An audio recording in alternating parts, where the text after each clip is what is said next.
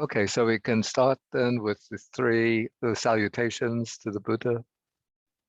Namo tassa bhagavato arahato samma sambuddhassa. Namo tassa bhagavato arahato samma sambuddhassa. Namo tassa bhagavato arahato samma sambuddhassa. And so today is April 16th, 2022. And we're continuing now with our reading of the Anguttara Nikaya, Book of Fours. And we come to Sutta number 198. And the basic theme of this sutta is to set up a system of permutations, which results in 4 types of people in relation to tormenting themselves or tormenting others. And so we have one kind of person torments himself and pursues the practice of torturing himself, just saying the same thing in another way. So another person torments others and tortures others. Still another kind of person torments himself and also torments others. And then in the 4th instance, we have the person who does not torment himself and does not torment others, but instead, in this very life, he dwells hungerless, quenched and cooled, experiencing bliss. And then we have an interesting final phrase here, having himself become divine.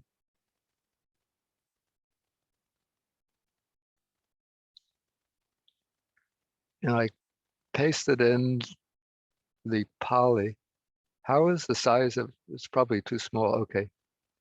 How is the size of this now? The Word file? This is good. Okay. Yeah, what I especially wanted to call attention to is a phrase it has a much richer connotation in an Indian language than in an English translation. So it's translated here in a rather bland way, having himself become divine. But in Pali, it's Brahma Bhutena Atanavi Harati. And it seems to me that this particular phrase is echoing and ringing a change on the theme of the group of texts that was sort of the esoteric texts of the Buddha's time in the stream of Brahmanism, the texts called, probably many of you know of them, the Upanishads. And these are kind of meditative texts which were added to the Vedas. They form the final part of the Vedas. So they come to be called the Vedanta. And the main theme of the Upanishads was the sort of the great discovery of the spiritual seekers in the generation or several generations preceding the Buddha. The quest was going along 2 lines of inquiry. One was to find the answer to the question, what is the ultimate nature of the world? What is the sort of the ground or basis or foundation for the entire world? And then the seekers and philosophers of the Upanishads identified the underlying ground. Please, everybody should mute the microphones. Okay. That the underlying ground of the world and the source of the entire cosmos was something called Brahman, a word meaning something like divine power. So that was one line of inquiry, investigating the ultimate nature of the cosmos, of the world, and the discovery that was made was that behind the display of outer phenomena, the manifestation of worldly phenomena, name and form, there is this underlying reality called Brahman, the holy or divine spiritual power. Then the other line of inquiry, when turned inwards and was addressing the question, intended to address the question, what is the ultimate nature of the person? In other words, who am I really, ultimately, fundamentally? And this line of inquiry led to first a dismissal of the usual things that we identify with as being myself, what I am. The body is transient, material, physical, dependent on food. So the body is not the self. And then they inquired into the different aspects of the mind in consciousness and dismissed the mind, first the vital functions, the breath and the nerve currents, the prana. Again, that pranakaya, the body of the breath, is something changing and impermanent, so it's not the self. And then they looked into the mental processes, the mental processes, not the self. And even the vijnana or consciousness is not the self. But then their inquiry took them beneath the level of consciousness to find something inward, which they called the Atman, which is the word that we usually translate as self. And in Pali, the corresponding word is Attan. And so at the deepest, most fundamental level of the person, of the living being, there is this imperishable core, which is called the Atman, the innermost, ultimately real self. And then the theme of the Upanishads is that Brahman and Atman, the ultimate nature of the universe, of the cosmos, and the deepest, most fundamental layer of the person, of the living being, the self, are the same. And so we have such Upanishadic sayings as the Brahman is the Atman, or I am that, or all this is Brahman, all this is Atman. So that is the theme of the Upanishads. And now the Buddha, in his investigations and line of inquiry, took an approach that led to a conclusion actually contrary to that of the Upanishads. So the Buddha, somewhat like the thinkers of the Upanishads, started to investigate maybe the coarser aspects of personalized existence. Physical form or rupa, not self. Feelings are always arising and passing away, pleasant, painful, neutral feelings. So they're not self. Perceptions are not self. The mental formations, mental activities, not self. And then we come to consciousness. And for the Buddha, consciousness too is not self. So those are the five aggregates. And what the Buddha says is that the five aggregates are not self. And it is through the penetration of the non-self character of the five aggregates that one breaks the fundamental bond or tie to existence, the fetters of existence, and gains liberation, attains vimukti, release or liberation, and realizes nibbana, the unconditioned. And so the Buddha sets out a little bit going along a similar track to the thinkers of the Upanishads, but where the Upanishadic thinkers arrive at a truly existent, imperishable, universal self at the base or ground of the person, the human being. The Buddha looks into the person and finds the five aggregates are not self, and therefore the person is sunya, empty of any truly existent self or of anything belonging to the self. And so for the Upanishads, the discovery of this formula that Atman, that Brahman and Atman are the same, that is what leads to moksha or liberation. And for the Buddha, it's this discovery that the five aggregates are the anatta, not the self, that leads to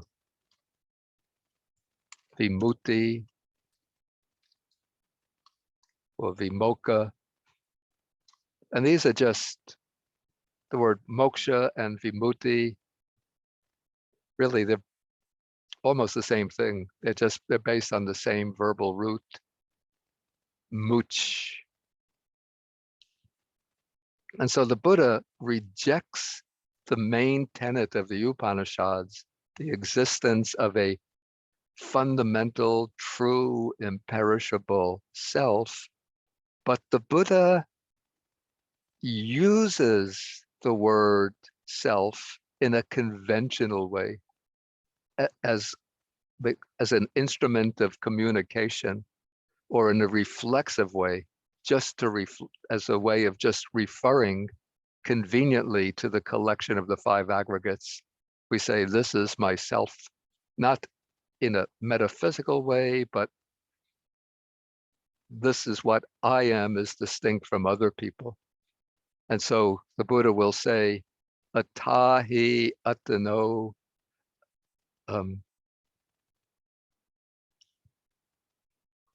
My memory is not so good.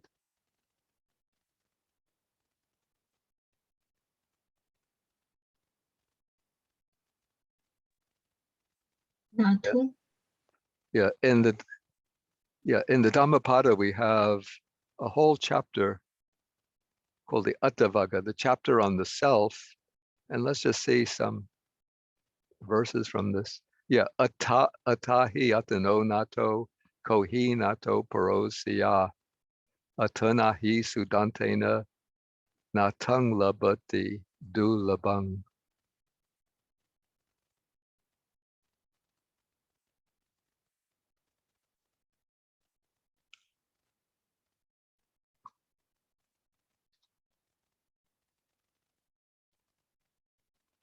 So nato is the protector.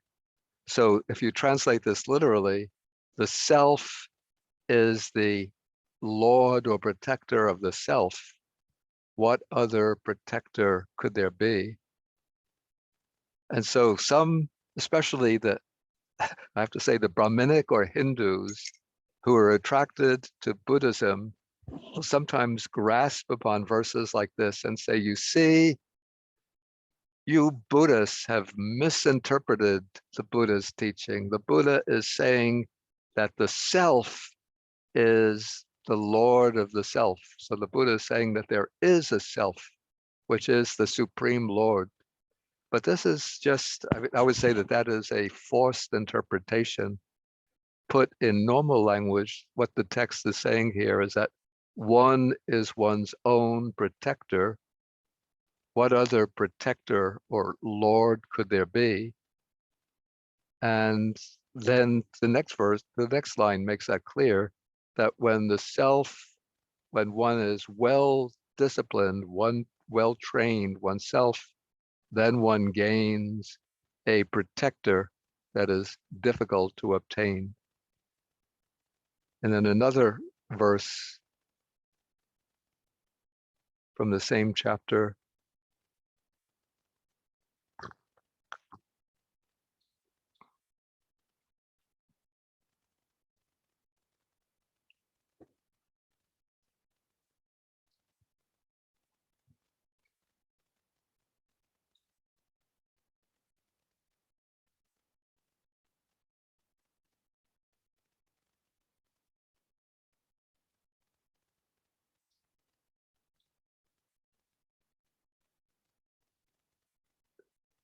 Yeah, atana hi katang papang atana sankilisati atana akatang papang atanava visujati. Okay, so this, by the self, evil is done. By the self, one is purified. By the self, evil is not done. Wait, I'm sorry. By the self, evil is done. By the self, one is defiled. By the self, evil is not done. By the self, just by the self, one is purified. Purity and impurity are pachatang. They depend upon oneself. No one can purify another. So it's pretty clear that here,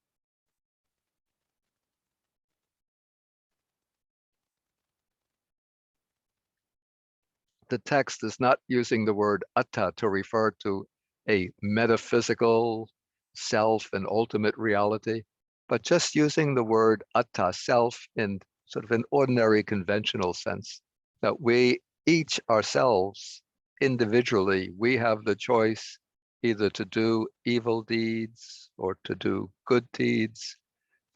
Whether one is defiled or purified, that depends upon oneself. And so the Buddha doesn't hesitate to use the word self, but he uses it in this conventional sense. There's a sutta in the Digha Nikaya, I think sutta number 9, where he says the Tathagata uses such expressions as self merely as conventions or means of communication without clinging to them. And so coming back to our sutta here, it seems that the way I would see it, that the Buddha is sort of playing a little bit, maybe even teasing the thinkers or disciples who come from a Brahminic background, sort of teasing them by using Brahminic or Upanishadic terminology to express or to describe the person who attains the ultimate goal of his own teaching. So if you look at it from a Brahminic point of view, so maybe a Brahmin hearing the Buddha say this will think, the Buddha is saying that the liberated person dwells with his Atman, which is Brahma Bhutena, with a self that has become Brahma, that has become the Brahman.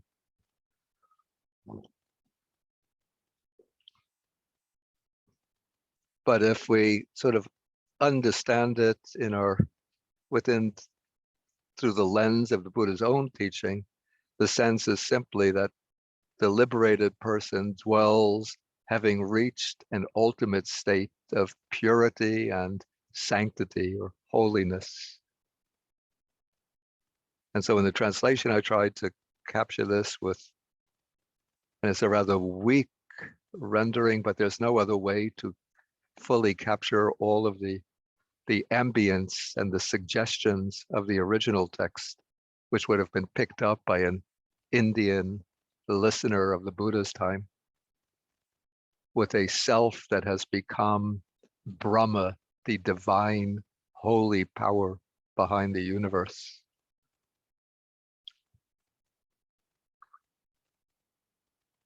Maybe any questions at this point?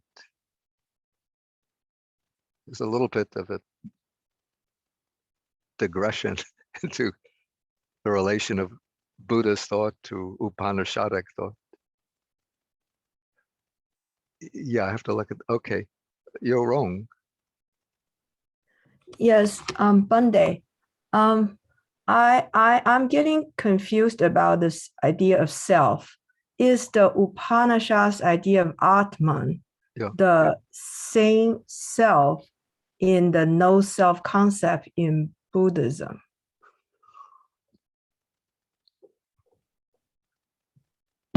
Are you saying that does the Buddha explicitly reject the Upanishadic concept of self? Is that what you're asking?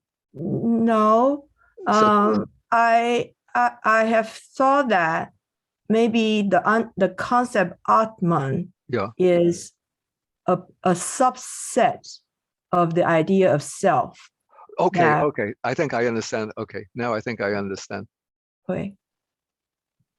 Okay. Let me see if I understand the question correctly.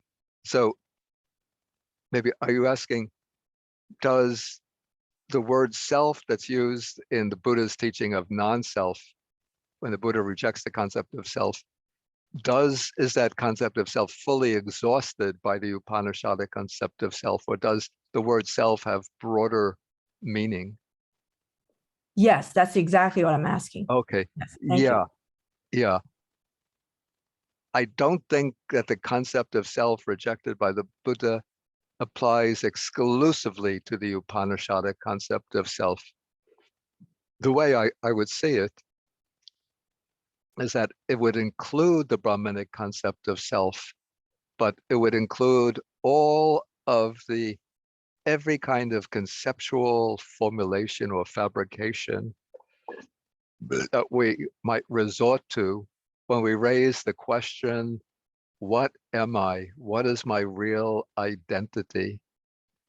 And then we posit some, either an entity within the five aggregates as being a self, or we posit the existence of a self hidden behind or within or above the five aggregates as their innermost essence, controller.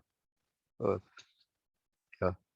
So it's not exclusively the self of the Upanishads that would include that, but it would include many, many varieties of these, you might call this the psychological self or the philosophical self.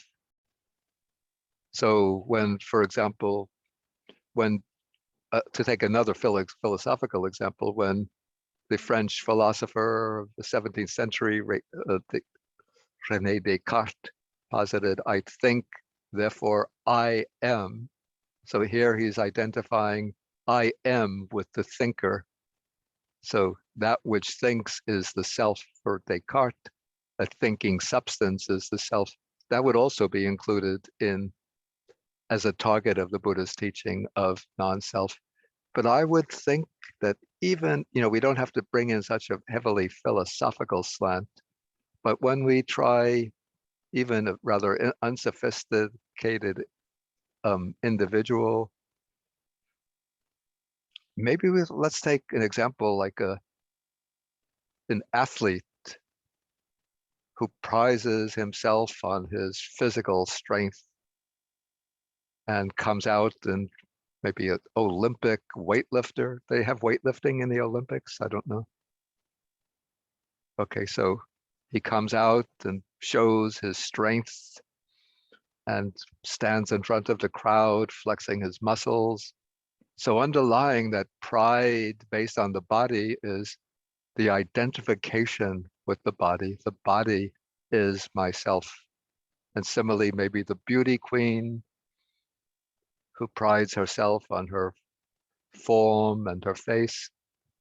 Again, even though they don't formulate a philosophical idea, that is, the body is myself, but they're identifying with the body. They build up the sense of their identity based on the body. And it can be similarly on the other side with intellectuals who build up their sense of identity on the basis of their intellectual skills. Or maybe the business person who constructs maybe a global corporation, the head of a global corporation, and takes over this company, that company, extends the enterprise into this country, that continent. So in their case, I would say that there's an identification of the self with the will, with the volition. So I would say, even without philosophical underpinnings, but there can be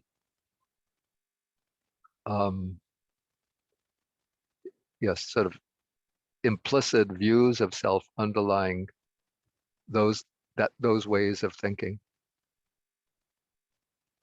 Okay, does that deal with the question? Yes, thank you very much. Thank you. Okay, let us then go on in our sutta now.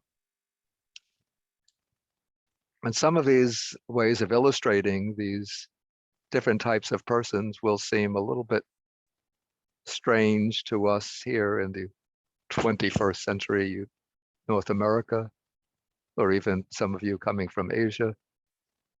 Unless you're living, if you're in India, maybe you know some of these. Okay, we don't have to go into all of the details. So what is the person who torments himself, tortures himself? So this comes a description of the types of ascetic practices that were common in the Buddha's time. And the Buddha himself had undertaken some of these practices during his quest for enlightenment. So the person goes naked, rejecting conventions, licking his hands.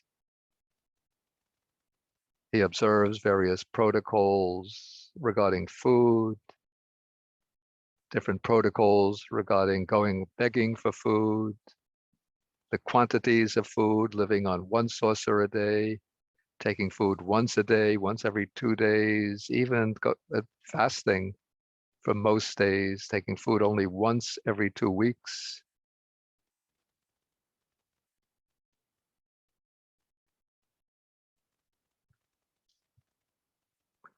Yeah, and then we have practices like pulling out the hair and beard. I think those were Jain practices. Standing continuously, squatting continuously, using a bed of thorns, and so on. So these are different practices of self-mortification. And if we know the Buddha's teaching on the middle path in the first discourse, the Buddha says that the middle path is one that rejects the 2 extremes. One is indulgence in sensual pleasures, and the other is attakila matanu yoga, that is the devotion to self-mortification. So this is an elaboration of what is meant by devotion to self-mortification. And amongst the ascetics in India today, there are those who want to undertake these practices. You could see maybe in Rishikesh in northern India, or Hardwar, there will be yogis who just stand all the time rejecting seats, or they'll stand on one leg, or they'll put the arms up and never put the arms down. And there's a sect that goes around of naked ascetics. They call them the Nagas. And they're very fierce ascetics. Probably if you go on YouTube, you could see them in some videos of the Nagas. They come. If you know the ceremony that's held every 7 years or every other year in India, called the Kumbh Mela. And the main one is at, Allahabad, where ascetics, yogis, swamis from all over India will converge at this place along the bank of the river Ganges. And so the area will be covered by thousands and thousands, maybe hundreds and thousands of yogis, ascetics, and millions of lay devotees. And then there's an auspicious time when they're supposed to take the first bath in that period of time in the river Ganges. And the ones who always are put at the forefront of the crowd to enter the river first are the Nagas, the naked ascetics. It's quite fascinating, but also very dangerous, because every so often when they have this entering the river Ganges, huge crowds of people will push each other to get into the river Ganges, and then there'll be a stampede, and usually a few dozen, even maybe a few hundred people will be killed. And then the reason was it 2020 or 2021? I think it must have been 2021, there was a big surge of COVID-19 in India because the government refused to cancel the Kumbh Mela for that year. And so millions of people assembled at the gathering place, no masks, no, forget about social distancing. People are just crowded together. And then after that, for months, very, very sadly, the COVID spread all over India and thousands and thousands of people died. Even people who didn't participate, but the COVID spreads from person to person. So that's shows that if you're going to observe a religious practice, do it with wisdom, not with blind faith. Okay, so that's the person who torments himself. Then we have the person who torments others. And then here we have a person who's a butcher of sheep, a butcher of pigs, and so on, a hunter, a fisherman, a thief, an executioner, a prison warden, or one who follows any other such bloody occupation. And I think today we can maybe expand the list of people who torment others, torture others. I don't know whether I should mention some examples now, but what we have going on in Ukraine, oh, it's just so terrifying, that terrible, that I am hesitant even to mention it. But if you've seen the photographs coming out of some of these towns in the outskirts of Kyiv, Bucha and Borodanya, I think it's called. People just, hands tied behind their back, shot in the head.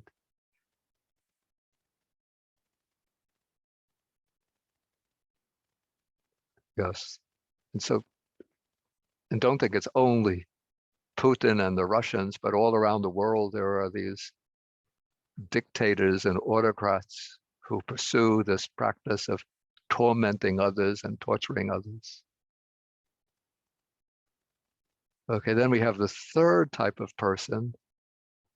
This is the one who torments himself and pursues the practice of tormenting. The person who torments himself and torments others. And the example that's given here, it's a bit weird. I could follow the description, but I don't quite know the cultural background to this. Okay, so here we have some person who is a Kshatriya king or a wealthy Brahmin, and he's had a new sacrificial temple built outside the city. And to initiate that temple, they shave off their hair and beard, and they put on rough clothes, in this case an antelope hide, and they grease the body with ghee and oil. They scratch the back with a deer's horn, and he enters the temple. And this would be in the case of the king. He enters together with his chief queen and with the Brahmin high priest. And then he lies down on the ground covered with grass. And the king lives on the milk in the first tit of a cow with a calf of the same color, while the chief queen lives on the milk from the second tit, and the Brahmin priest lives on the milk in the third tit. And then they pour the milk from the fourth tit onto the fire, and then the calf lives on what is left. So in this way, he's tormenting himself as well as his chief queen and the Brahmin priest. And then he says, let so many bulls be slaughtered, bullocks, heifers, goats, sheep, and so on. So in that way, the animals are slaughtered or tormented. And then his slaves and servants, they have to make all of the preparations, threatened with punishment, and so they are tormented. So that's the kind of person who tortures himself, or torments himself and torments others. Maybe can we put this in contemporary terms? Can we come up with any examples of someone who would torment himself and also torment others? Does anybody want to have any ideas about this?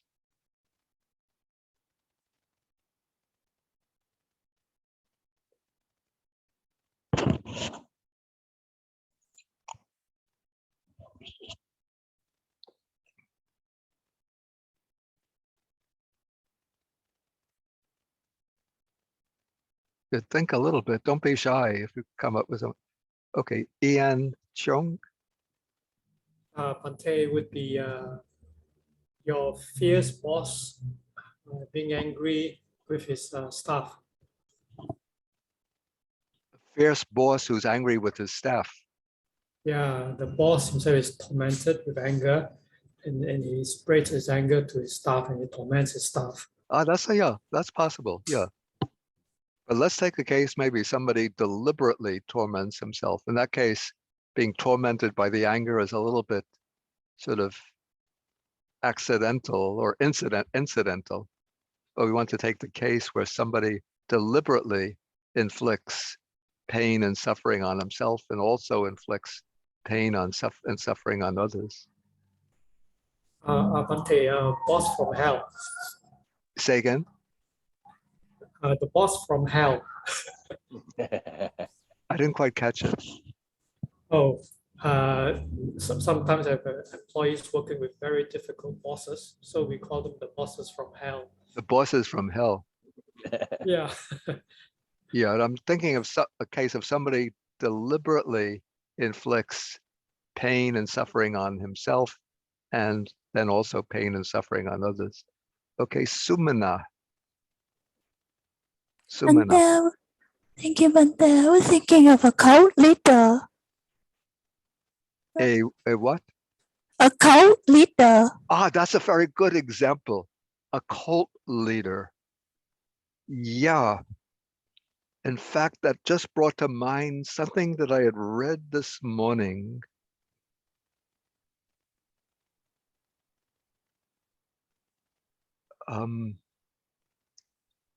Anyway, I don't have to try to get the article, but it was in the New York Times about photographers who go into scenes of catastrophe and take photographs which reveal those catastrophic events to the world. I think the article was called Photographs from Hell or something like this. And he mentions, like, there was a famous photograph from the late 1970s. There was a cult it was in Guyana in South America, but originating from the United States. The leader of the cult was named Jim Jones. And he had like about 1,000 people, followers from the San Francisco area. And they went and they settled in Guyana. And he was a dictatorial figure with the strange ideas, and he inflicted lots of suffering on his cult members. And he must have been a very charismatic person. He got them all to submit to his control, to his domination, that they would do anything that he said. And then this cult, their activities, somehow the word got out, slipped out, and the US government learned about it, and they sent agents down to investigate, and several congressmen came to investigate, and the Jim Jones cult found the congressmen and killed them. I think 3 congressmen were killed. But then further investigations took place, yeah,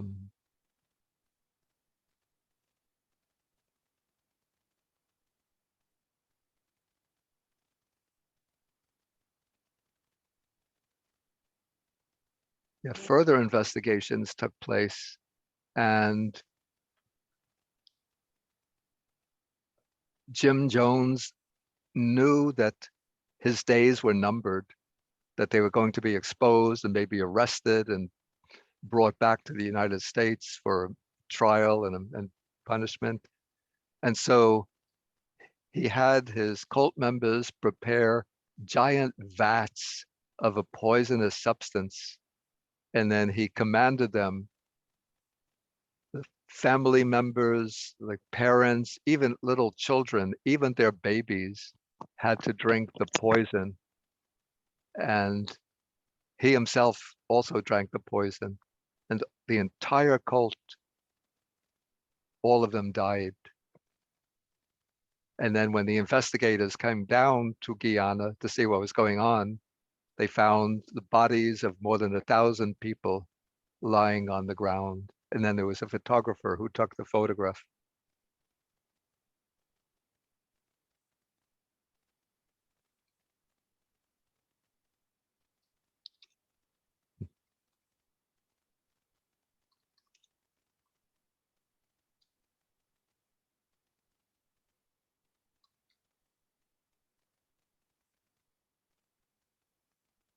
I just got the article. Jim Jones, he was an American cult leader, political activist. And this was done as a religious cult, preacher and faith healer. And so between 1955 and 1978, he led the People's Temple, a religious movement. And then they moved to Jones, they called it Jonestown after himself, Guyana. And then on November 18th, 1978,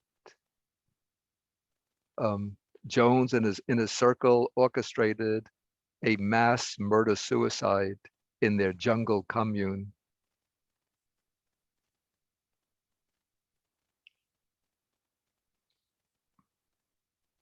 Yeah, so we have these cult leaders like that who harm themselves and harm others. Any other examples?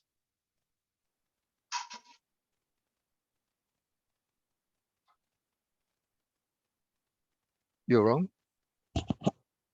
I want to say that there, in certain culture,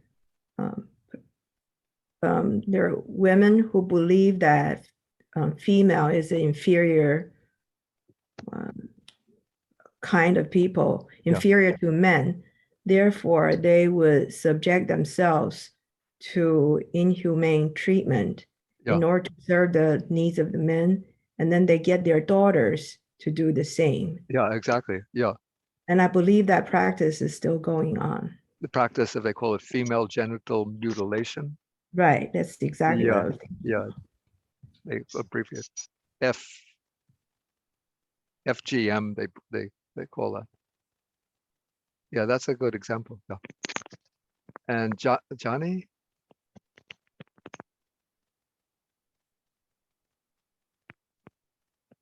Have to unmute.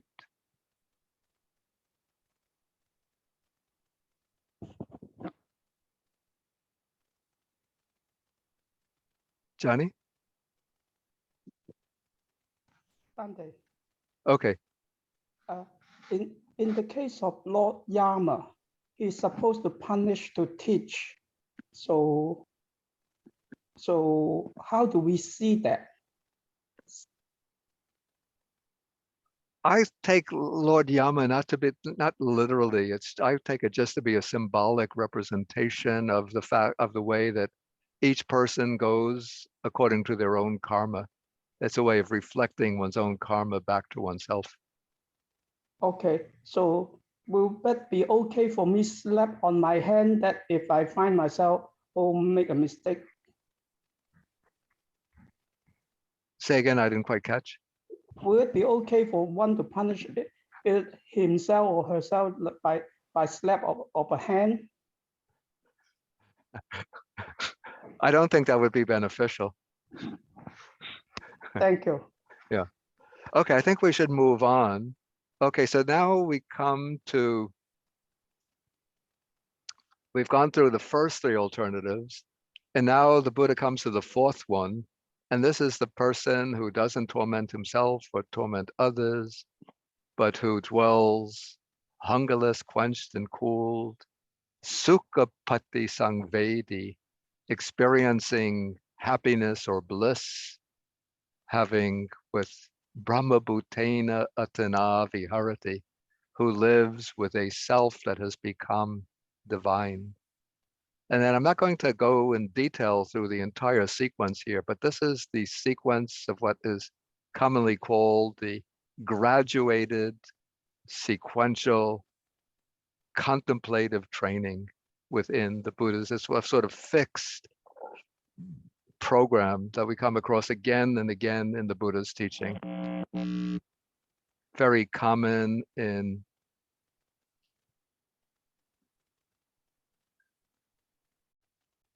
it's very common in the Majjhima, in the Digha Nikaya, the first book of the Digha Nikaya, and in a number of suttas in the Majjhima Nikaya. And so I've explained this in detail in earlier classes, earlier programs of teaching that I've given. I remember 2 years ago when I was in California, I gave like a 5-day evening program based on this sequence. So to explain it in detail would take like about 4 or 5 classes, but we could just go through the main, let's say, the main features of this training. So it begins with the arising of the Buddha in the world, the Tathagata, and the teaching of the Dhamma. So those are what we call the 2 preliminary conditions for this path to the ultimate bliss to become available. So the arising of a Tathagata who fully understands the nature of the world and the nature of liberation, and then teaches the Dhamma, which is good in the beginning, middle, and end, and reveals the pure spiritual life, the brahmacharya. And then being India, ancient India, it's phrased in terms of a male, but we could give it a gender neutral application. So we have a person born in a person, whether a householder or some other clan, who hears the Dhamma and then acquires faith in the Tathagata. So that faith is another preliminary condition. So we have here 2 outer conditions, the arising of a Buddha and the teaching of the Dhamma, and then the internal or personal condition, the gaining faith in the Tathagata, specifically in the recognizing the Buddha as one who is fully enlightened and realizing the Dhamma as the good in the beginning, middle, and end. And then the person now is going to, the sutta is going to show each step of the training. And so this is going to be the monastic path. And so gaining this faith, the person considers the limitations of the household life, the benefits of the life of renunciation, then goes forth, shaves off the hair and beard, puts on the ochre robes, and goes forth into homelessness. And so this, we could say, is the stage of the going forth, entering the life of renunciation. Then comes the ethical training, that one acquires the precepts or training rules of the monastic life. And the first set are roughly identical with the 5, with the precepts observed by a layperson, except that in place of abstaining from sexual misconduct, here, since this is the monastic life, what is required is the giving up of all sexual activity and abstaining from sexual activity and observing celibacy. So these are 3 principles of right action. Then come 4 principles of right speech, not lying, not speaking malicious speech or divisive speech, not uttering angry speech, and not indulging in idle chatter. So those would be principles observed also by lay followers. But then we come to the more specific types of guidelines for the monastic followers, like not injuring seeds and plants, eating, here it says once a day, but generally that means not eating after midday, but eating only between sunrise and midday. And then abstaining from singing, dancing, music, and shows, not beautifying oneself, not using high and large beds, abstaining from the use of money, grain, meat, from receiving raw grain and meat, women and girls, men and women slaves, animals, fields and land, and so on and so on. So all of that is part of we call this the sila training, the training in ethical, or it's actually more than ethical, it's ethical and ascetic discipline.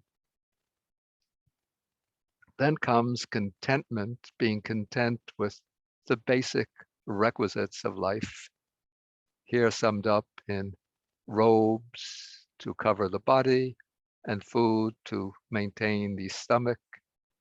And then wherever he goes, he sets out taking only these with him. And of course, he has a handbag in which probably be a cell phone these days, a computer, a few other things. But this is the ancient ideal, is to be carrying only the bare requisites. Just like a bird, when it travels, wherever it goes, it takes only its wings along. So the bird doesn't have to pack any suitcases, doesn't have to go to the airport and check in the suitcases. But we have now in front of the building where I'm living, just on the lawn, there are 2 geese that arrived here about a week ago. Probably they came maybe from the Caribbean or Central America or Mexico, where they had gone for the winter. Now they're living outside this building, and maybe in another week they'll go back up to Canada where it's cooler. And I don't see that they've stored their bags any place, but when they travel, they take only their wings along. So that is called contentment, being content with the simplest requisites. And so all of that, the observing of the training rules and the practice of contentment, is summed up in the Arya Sila Kanda, the aggregate or the mass of noble virtuous behavior. And even that alone brings a kind of sukha, a happiness or internal bliss of blamelessness, knowing that one is not doing anything unethical. Then comes the training in sense restraint, not grasping upon attractive objects of the senses or grasping upon repulsive objects of the senses. The attractive objects trigger states of craving, and the repulsive objects can cause dejection and aversion. And so one restrains the senses. And by restraining the senses, then one experiences even higher degree of internal bliss. Then comes the practice of mindfulness and clear comprehension in all activities. Then I'm going to go a little quickly through this. Then comes resorting to a secluded dwelling. And maybe what's a little misleading is that when you read this, it seems that the monastic person is undertaking all of these steps of training, maybe in a couple of days, a couple of weeks. But actually, according to the Vinaya, the code of monastic discipline, before one goes off into seclusion, one should be staying under a teacher or senior monastics for a minimum of 5 years, gradually learning the Dhamma, training in the discipline, and building up the power of one's mindfulness and understanding, so that one is equipped to go off to a secluded lodging.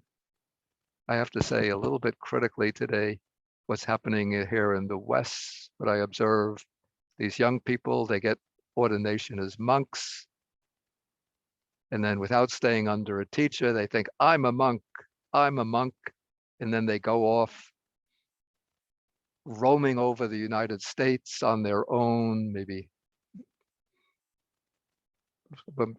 hitchhiking, I don't know, or walking, and taking photographs of themselves and posting it on Facebook and saying, look what I'm doing. And they get hundreds of likes, but no training, no discipline. And what will happen to the old tradition? I don't know. Okay, so then one resorts to the secluded lodging, one goes, after coming back from the alms round, one sits down, crosses the legs, and then one practices to tackle and overcome what I call the five hindrances: longing, craving, or sensual desire, ill will and hatred, tina mida, dullness and drowsiness, sometimes translated sloth and torpor, and then restlessness and remorse, or restlessness and worry, and then abandoning doubt. Again, it seems that the meditator just sits down and boom, the five hindrances are gone in a couple of minutes. But in actual real life, this is pretty much a multi-year process, even a lifetime process of gradually working to weaken, to erode, and to overcome the five hindrances. Then in this full presentation of the training, when one abandons the five hindrances, then one enters upon the jhanas, the states of meditative absorption. I won't go into the detail of the jhana formulas, but we have the first, second, third, and fourth jhanas, in which the mind becomes more and more deeply absorbed, more blissful, calm, more peaceful, until at the level of the fourth jhana, in which there's neither painful nor pleasant feeling, then the mindfulness is purified by equanimity. Okay, then when the meditator has become skilled in the four jhanas, then if he's so disposed, he could develop the higher knowledges. These are not strictly necessary, but in the full account of the process of cultivation, they're mentioned. The first is the knowledge of one's past lives, even going back to past lives over many aeons of world expansion and contraction. Then comes the divine eye, by which one can know the passing away and rebirth of beings. And then comes with the summum bonum, the high point, the climax of the process. And this is the essential one, the knowledge of the destruction of the asavas, the taints. And this comes through the direct experiential penetration of the Four Noble Truths, understanding with direct insight, not just intellectual knowledge, but with direct insight, the meaning of dukkha, its origin, its cessation, and the path.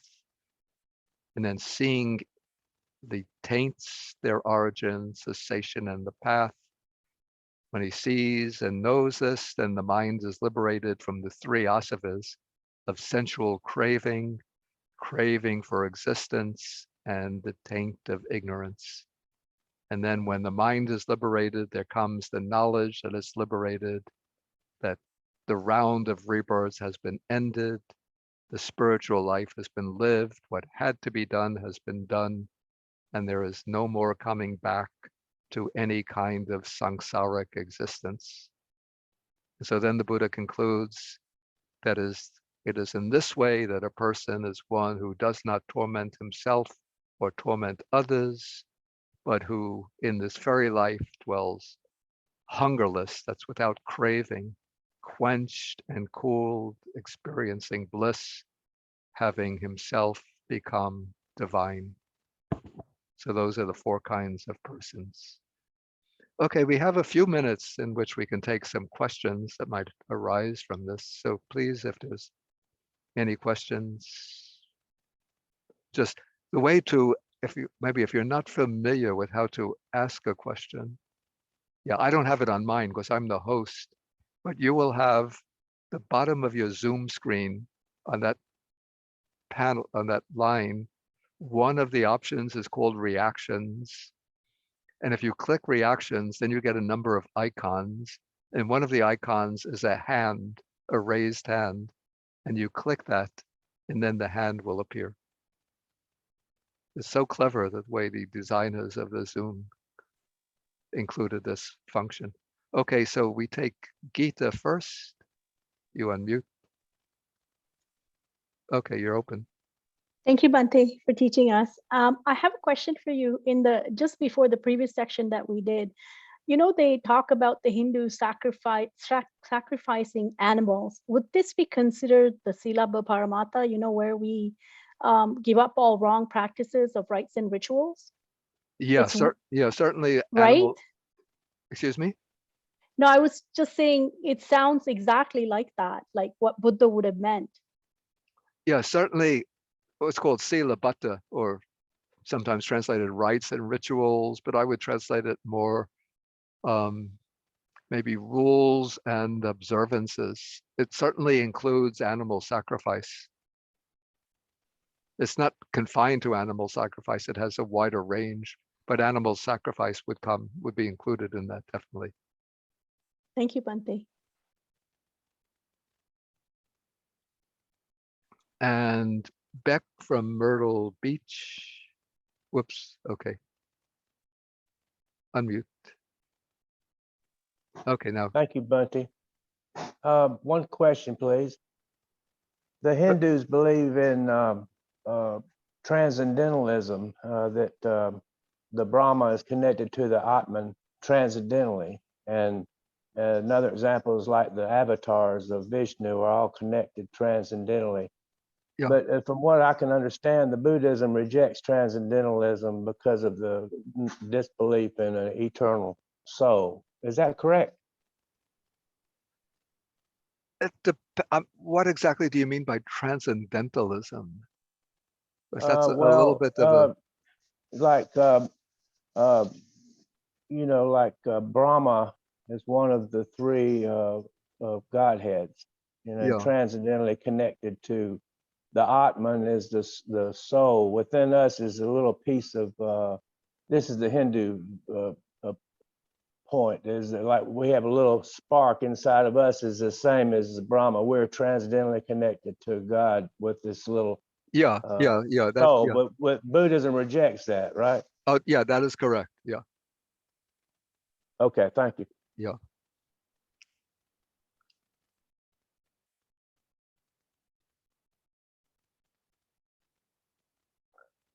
Okay, Johnny, did you have another question?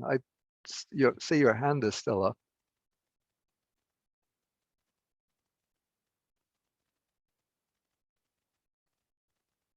Okay, seems not. So I'll ask. Question. I'm sorry. Okay. You have a question or not? I don't have any more questions. Okay. Yeah. When you finish, then what you do is to lower the hand. Okay, Kylie.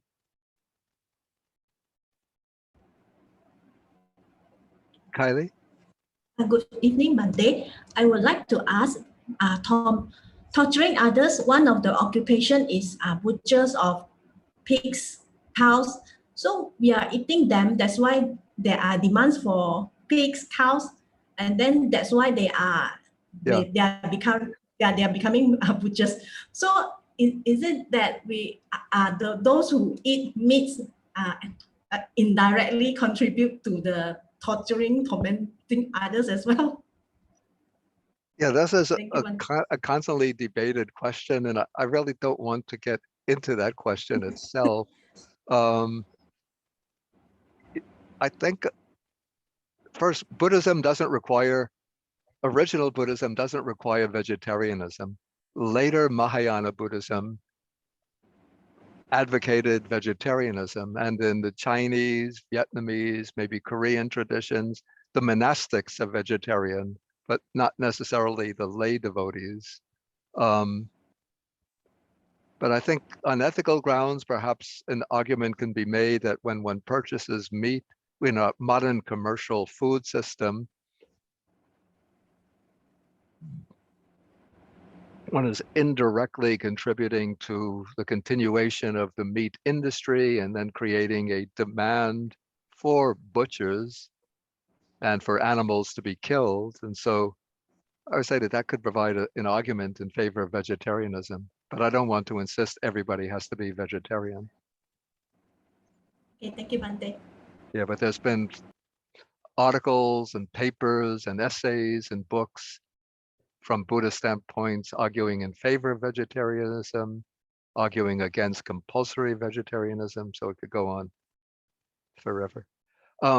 Okay, I think we're going to have to end now, so we'll end with the sharing of the merits, and I'll just recite the verses, and you could bring to mind anybody that you might know who is in difficulty, trouble, and could use through some subtle psychic vibrations some help to clear their mind or even to help them with their physical health. So first we'll share the merit with the Devas and Nagas, asking them to protect the Dhamma and to protect the planet Earth. And then we'll extend the wishes of loving kindness and compassion. Akasata Trabhumata Deva Naga Mahidika Punyantang Anumoditva Chirang Rakantu Sasanam. Akasata Trabhumata Deva Naga Mahidika Punyantang Anumoditva Chirang Rakantu Desanam. Akasata Trabhumata Deva Naga Mahidika Punyantang Anumoditva Chirang Rakantu Mam Param. Dukha Patachani Dukha Baya Patachani Baya Soka Patachani Soka Antu Sabepi Panino. May those in suffering be free from suffering. May those in fear be free from fear. May those in sorrow be free from sorrow. May all living beings also be thus. And then we do 3 bows to the Buddha. Okay, 1, 2, 3. And a bow to Bhante. Okay, thank you. Thank you, both of Bhante. Okay, so thank you all for Sadhu, joining. sadhu, Thank you, sadhu. Thank Bhante. you, Bhante. Thank you, Sadhu, sadhu. Bhante. Be safe, Bhante. Take care of your health. Thank you very much, Yeah. Bhante. We love you, Okay. Bhante. Yes, we Okay, all thank love you. you, Bhante. Be safe. Take care of Okay, your thank health. you. Be safe, Okay. Bhante. Okay, thank you. Bhante. Thank you, Bhante. Okay. Be well. Thank you, Bhante. Be Okay, well, thank you. Bhante. Okay, I'll have to go up now. Okay. Thank you, Bye, Bhante. Bhante. Thank you, Have a Bhante. good lunch. Thank you, Bhante. Okay, bye.